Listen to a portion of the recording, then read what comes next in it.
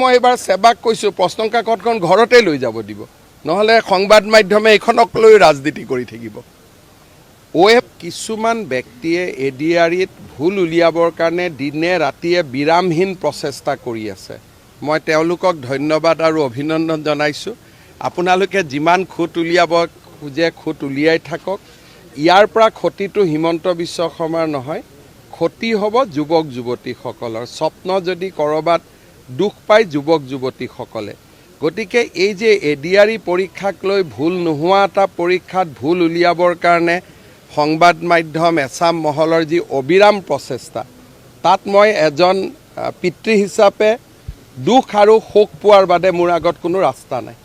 মই দুখ পাব লাগিব, কষ্ট পাব লাগিব, তাৰ বাদে কোনো ৰাস্তা নাই। হিমন্ত বিশ্ব শৰ্মাক বেয়া পাওক, কিন্তু 11 লাখ যুৱক যুৱতীক আপোনালোকে বেয়া নাপাব। নাই কালি চাওক,